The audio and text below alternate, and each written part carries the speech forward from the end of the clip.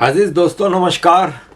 अजीज़ दोस्तों, बांग्लादेश में आर्मी ने टेक ओवर कर लिया है। ये थर्ड वर्ल्ड कंट्री में, चाहे अफ्रीका हो कहीं और हो, आर्मी साली पंजाबी ही होती है। मुसलमान आर्मी की बात कर रहा हूँ। तो बांग्लादेश में आर्मी ने टेक ओवर कर लिया है। ये अरविंद जी हैं, इन्होंने पिछले साल नवंबर में ये भविष्यवाणी की थी कि बांग्लादेश में रेजिम चेंज का ऑपरेशन होगा, बहुत ज़्यादा इस्लामिक टर्न हो जाएगा, बहुत ज़्यादा राइट्स और प्रोटेस्ट होंगे और हिंदुओं को भी टारगेट किया जाएगा। हसीना वाजिद के ऊपर सारा ब्लेम आएगा, एंटी इंडिया सेंटिमेंट को हवा दी जाएगी वगैरह वगैरह, और यही सब कुछ हुआ है। अजीज़ दोस्तों, बांग्लादेश में हसीना वाजिद जी पांचवी बार प्राइम मिनिस्टर बनी थी इस साल जनवरी में, ज़बरदस्त विक्ट्री के साथ। लेकिन मसला यह है कि एक बार बार मैं आपको इंटरनेशनल इकोसिस्टम का कहता हूं, तो इस टाइप की जो चीज़ें होती हैं ये प्रूफ कर देती हैं कि हाँ, एक इंटरनेशनल इकोसिस्टम है। उस इकोसिस्टम में लेफ्ट है, अमेरिका की डीप स्टेट भी लेफ्ट इंक्लाइंड है, जैसे कि डेमोक्रेट हैं, और अमेरिका की डीप स्टेट की प्रीफर्ड जो सरकार होती है वो डेमोक्रेट होती है। सिवाय जॉर्ज बुश के 2 पीरियड आए थे 2000 से 2008 तक। इसके अलावा अगर आप देखें तो 1992 में क्लिंटन 2 बार बना, फिर 2008 से 2016 ओबामा बना, और फिर अब ये बाइडेन है। ट्रंप इनकी उसमें आता नहीं। तो deep state, Islamic extremist, left और चाइना। अब आप कहेंगे चाइना, तो बिल्कुल चाइना के बारे में अमेरिका आए बाएं शाएं बातें ज़रूर करता है, लेकिन चाइना का कितना बड़ा ट्रेडिंग पार्टनर है। आप ये देखें ना कि अमेरिका की कितनी बड़ी बड़ी कंपनियां चाइना में ऑपरेट करती हैं। तो अगर चाइना मसला होता तो डीप स्टेट का चाइना के साथ बड़ा लिंक है। हमने कोविड में भी देखा कि चाइना को किस तरह क्लीन चिट दे दी गई। आज भी चाइना दुनिया में दंदनाता फिर रहा है। तो ये एक इकोसिस्टम है जो कि वर्क करता है। अब इसके हवाले से भारत के टीवी पे एक प्रोग्राम में बात हो रही थी कि इसमें आईएसआई बिल्कुल इन्वॉल्व्ड है इस पूरे कांड में। और अजीज़ दोस्तों, अगर हम देखें ना तो अफ़गानिस्तान, पाकिस्तान, बांग्लादेश, श्रीलंका, यहाँ पे पूरा कंट्रोल इस इंटरनेशनल इकोसिस्टम का हो गया है। और बांग्लादेश में इन्होंने बहुत कोशिश की कि अपनी डेमोक्रेसी ला सकें अपनी मर्ज़ी की, लेकिन इनके लिए डेमोक्रेसी वैसी नहीं होती जैसी कि ये चाहते हैं। ये जो इनकी मर्ज़ी की सरकार है वो डेमोक्रेसी है, चाहे वो कैसे भी आए। जैसे पाकिस्तान में आई है, किसको नहीं पता कि पाकिस्तान में किस तरह सरकार आई है, लेकिन मज़े से डीप स्टेट और इकोसिस्टम उसको आशीर्वाद दिए हुए हैं। इनका अगला टारगेट इंडिया है।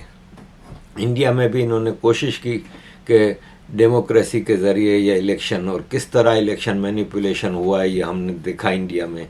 लेकिन बहरहाल मैं सलाम यहाँ पे पेश करता हूँ भारत की सेना को कि कम से कम भारत की सेना इन फौजों जैसी नहीं है, वरना ये इंटरनेशनल इकोसिस्टम भारत की फ़ौज के ज़रिए भारत में तरक्की को रुकवा देते हैं। अब बांग्लादेश की तरक्की रुक जाएगी। अजीज़ दोस्तों, बहुत ही अफसोस हुआ बांग्लादेश के इस स्टेप से। देखें, पाकिस्तान में बलूचिस्तान, पीओके, गिलगित बल्तिस्तान में इंटरनेट तकरीबन ना होने के बराबर है, और बाकी जगह भी क्या हालात हैं आपको पता है। लेकिन ये एक इंटरनेशनल पूरा सिस्टम जो था, जो कि पीछे पड़ा हुआ था कि हसीना वाजिद ने इंटरनेट बंद कर दिया है, लेकिन पाकिस्तान के बारे में नहीं बोल रहे। ठीक है। दूसरी बात यह है अजीज़ दोस्तों कि प्रोटेस्ट क्या था, कोटा सिस्टम, जिस पे के हसीना वाजिद उसको हटा रही थी, तो सुप्रीम कोर्ट ने, वो हाई कोर्ट ने उसको रोक लगा दी। वो भी हटाना चाह रहे हैं स्टूडेंट, इन्होंने भी हटा दिया। फिर आए सुप्रीम कोर्ट ने कहा कि हाँ ठीक है, कोटा सिस्टम हटा दो, सरकार ने हटा दिया। अब काय का प्रोटेस्ट? तो ये रेजिम चेंज का प्रोटेस्ट था जो कि स्पॉन्सर्ड था बाहर से। अब ये जो आर्मी चीफ आए हैं, नए आर्मी चीफ, ये अभी 1 महीने पहले जून में आर्मी चीफ बने हैं, और ये है कि 1 महीने के अंदर ये इनकलाब लेके आ गए। अब मसला ये है कि ये ट्रस्टवर्दी थे। ये आर्मी चीफ के जो सुसर हैं वो भी बांग्लादेश के आर्मी चीफ रह चुके हैं, और वो हसीना वाजिद जब पहली बार प्राइम मिनिस्टर बनी थी 96 में, उस वक्त हसीना वाजिद ने इस आर्मी चीफ के सुसर को आर्मी चीफ बनाया था। और ये करंट आर्मी चीफ हसीना वाजिद के प्रिंसिपल मिलिट्री सेक्रेटरी भी रह चुके हैं, यानी बहुत क्लोज इनका वो था, ट्रस्टवर्दी था। लेकिन ये भाई साहब ले आए आर्मी चीफ रिवॉल्यूशन, और 45 मिनट दिए हसीना वाजिद को रिज़ाइन करने के लिए, और बोला बोरिया बस्तारा लिपेट कर निकल लो। ये अच्छा है काम किया कि इनको निकल नहीं दिया, वरना जिस तरह ये इकोसिस्टम दुनिया में इनकलाब लाती है, जैसे लीबिया में लाई थी, किस तरह मारा गया कद्दाफी, किस तरह सद्दाम हुसैन को मारा, तो हो सकता है यहाँ भी हसीना वाजिद को पता नहीं किस केस में जिस तरह मॉब लिंचिंग हो रही है। अब ये मॉब जो आप देख रहे हैं, ये क्या आपको नज़र आ रहे हैं क्रांतिकारी है, अपने देशभक्त हैं ये। इन्होंने बांग्लादेश की प्राइम मिनिस्टर के घर में घुस के उसके सूटकेस उठा के ले गए, उसकी साड़ियाँ उठा के लेके जा रहे हैं, जिसको जो सामान हाथ लग रहा है लेके जा रहे हैं। तो ये तो डाकू हैं, और ये इस्लामिस्टों का ये मोडस ऑपरेंडी है, जहाँ भी मिलेंगे। हमने श्रीलंका में भी देखा था, इनकलाब आया, वहाँ पे आर्मी नहीं आई, लेकिन प्राइम मिनिस्टर और प्रेसिडेंट को ओब्लाइज किया गया। किसी प्राइम मिनिस्टर और प्रेसिडेंट के घर में घुस गया था मॉब, लेकिन कोई लूट मार नहीं की, क्योंकि वो मुसलमान नहीं थे, पढ़े लिखे थे। ये बांग्लादेशी हैं। सारे इस्लामिस्टों को एक जगह जमा किया गया था। अब आप मुझे ये बताएं कि ये जो झंडा लहरा रहा है, ये क्या निशान है? और फिर इसमें जो कंस्पायरेसी है कि आईएसआई इसको ऑपरेट कर रही है। ये पूरा जो आईएसआई के स्लीपर सेल्स थे ना, वो एक्टिवेट कर दिए गए थे बांग्लादेश में, और उन्होंने ये मॉब लिंचिंग और ये जो प्रोटेस्ट को वायोलेंट किया। देशभक्त लोग भक्त है ना, ये वायोलेंट प्रोटेस्ट नहीं करते, ये पीसफुल प्रोटेस्ट करते हैं। वो पीसफुल प्रोटेस्ट का ज़्यादा शोर होता है बनिस्बत ये वायोलेंस प्रोटेस्ट के। लेकिन चूंकि एक पूरा सिस्टम ही पूरी दुनिया का एक वर्ल्ड ऑर्डर नाफिज किया जा रहा है, जिसमें मेजर कंट्रीज़ हैं उनको कंट्रोल में लेने का, तो उसमें ये वायलेंट प्रोटेस्ट पे किसी ने कभी बोला हसीना वाजिद पे कि वो उनको गोलियां मार रही है, पुलिस फलां कर रही है, तो पुलिस क्या करे? अब आज गोलियां नहीं मार रहे तो घुस गए ना, और सारा लूट मार कर रहे हैं। मतलब आपको ये लग रहा है कि ये देशभक्त लोग हैं, या ये बांग्लादेश से मोहब्बत करने वाले लोग हैं जो लूट मार कर रहे हैं, जो तबाह कर रहे हैं, जो चीज़ों को पार्लियामेंट में घुस के ये सब चीज़ें, ये जाहिलों की निशानी है। बांग्लादेश में जहालत नहीं है, क्योंकि मेजॉरिटी हसीना वाजिद को वोट दे के आई है। लेकिन बात वही आती है कि अगर 1 करोड़ का शहर है ढाका, उसमें अगर 1 लाख आदमी भी खड़ा हो जाए ना, तो भारी होता है बाकी 99 लाख के ऊपर, क्योंकि वो वायोलेंट होता है। जैसे हमने दिल्ली में देखा, जो जेएनयू पे प्रोटेस्ट हुआ था, आप मुझे ये बताएं कितने प्रोटेस्टर थे? पूरे भारत में करोड़ों फार्मर्स हैं, कुछ 100 फार्मर्स दिल्ली के दरवाजे पे आके बैठ गए, क्योंकि वो वायोलेंट होता है ना, जो वो भारी पड़ जाता है पीसफुल के ऊपर। तो ये थोड़ी है कि हसीना वाजिद को पसंद करने वाले लोग नहीं थे। हसीना वाजिद ने इस देश को कहाँ से कहाँ पहुँचा दिया। अब ये बांग्लादेश की तरक्की का सफ़र तो रुक गया। हसीना वाजिद बहुत दुखी दिल से गईं और पहले अगरतला पहुंची, फिर अगरतला से दिल्ली आईं और डोवल साहब मिलने भी गए थे, उनसे बातचीत भी हुई है। सुना यही है कि वो आगे कुछ अरसा दिल्ली में रह के लंदन मूव हो जाएंगी और वो अब पॉलिटिक्स से, उनके बेटे का बयान आया है, उनका बेटे ने अमेरिका से कहा है कि अब मेरी माँ वापस पॉलिटिक्स में नहीं आएगी। और ये बहुत दुखी औरत है, इन्होंने बहुत दुख झेला है। आपको पता है कि जब मुजीबुर रहमान बांग्लादेश में इनकलाब लेके आए थे, आज़ादी के लिए कितनी कुर्बानियाँ दी, तो यही आईएसआई के पॉकेट्स ने जाके 75 में मुजीबुर रहमान और उनके ख़ानदान के 18 लोगों को मार दिया। सिर्फ उनकी 2 बेटियां बचीं मुजीबुर रहमान की, हसीना वाजिद और इनकी बहन। ये दोनों लंदन में थीं उस वक्त, तो बच गईं। ये फिर वहाँ से दिल्ली रहीं, दिल्ली में भी हाइडिंग में रहीं, आइडेंटिटी चेंज करके रहीं और इस तरह इन्होंने सफ़र अपना जारी रखा। फिर ये है कि वापस बांग्लादेश गईं और बांग्लादेश में फिर वो पॉलिटिक्स में हिस्सा लेना शुरू किया। 96 के इलेक्शन में इनकी पार्टी जीती और ये प्राइम मिनिस्टर बनी। 2001 में ये हारी और लीडर ऑफ अपोजिशन बनी। 2008 में इनके ऊपर केस बने, जेल भेजा गया और 2004 में इनके ऊपर हैंड ग्रेनेड के साथ हमले किए गए, जिसमें ये काफ़ी ज़ख्मी भी हुई थी। बांग्लादेश की इस प्राइम मिनिस्टर ने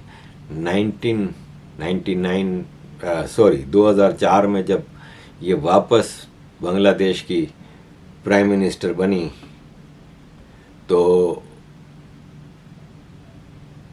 ये है कि 2009 के इलेक्शन में वापस प्राइम मिनिस्टर बनी, फिर 2014 में वापस बनी, फिर 2019 में वापस बनी, फिर 2024 में भी वापस बनी। 5वीं बार ये इलेक्शन जीत के आई हैं, किसी आर्मी के कंधे पे बैठ के नहीं आई और हर बार इन्होंने दिल से अपनी बंगला कौम की खिदमत की।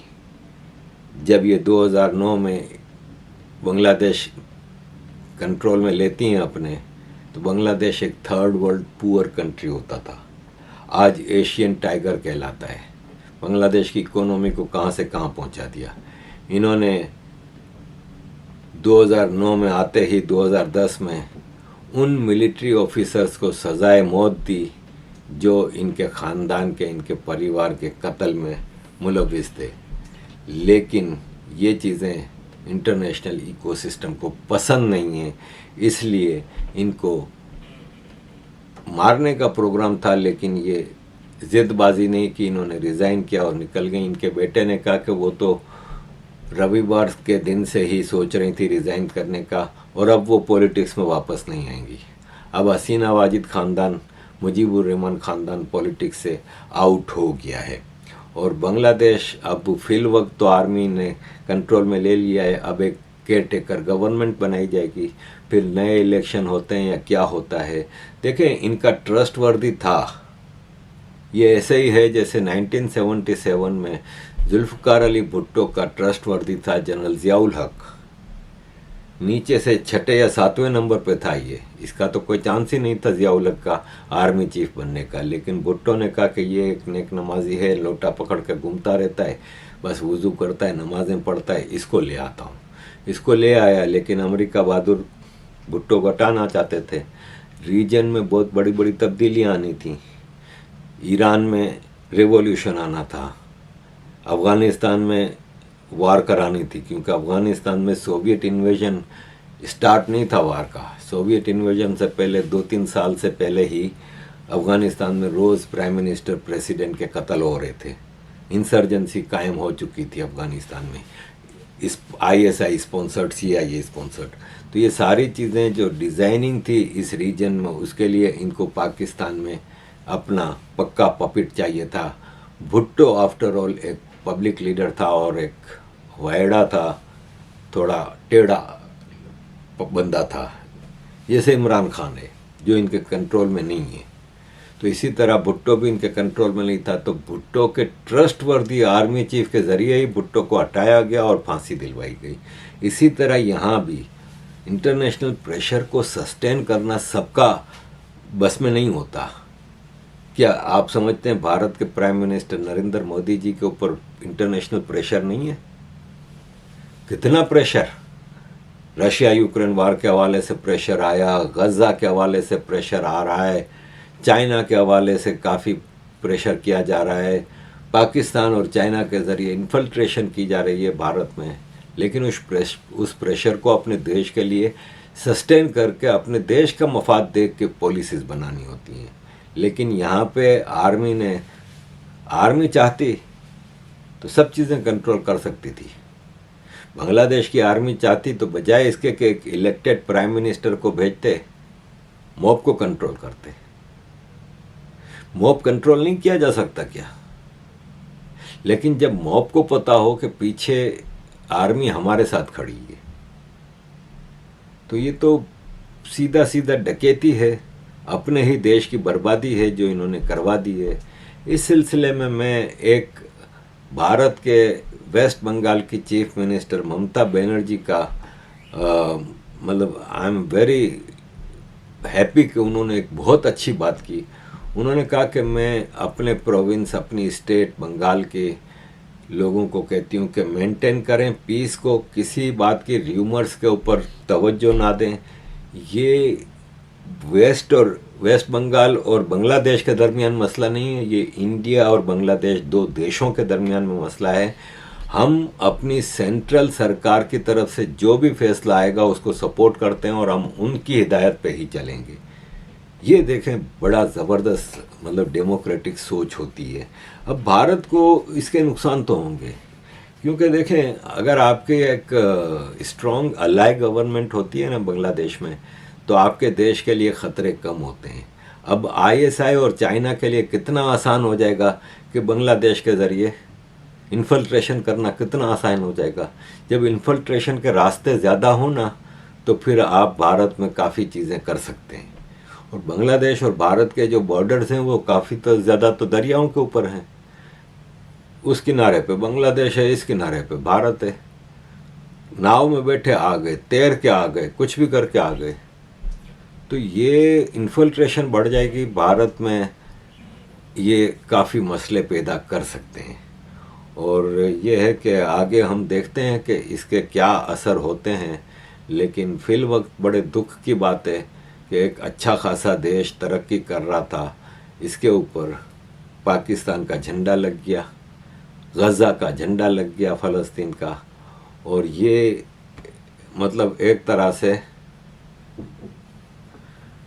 तबाही है बांग्लादेशियों की।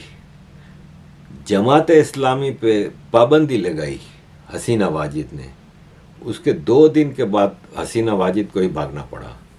ये देख लें आप कितना स्ट्रॉन्ग है ये नेक्सस। तो ये है कि अब देखते हैं आगे इस पे क्या सिचुएशन बनती है, लेकिन फिल वक्त बड़ी अफसोसनाक सूरत हाल है। अजीज दोस्तों, thank you very much for all your support. Kindly keep support.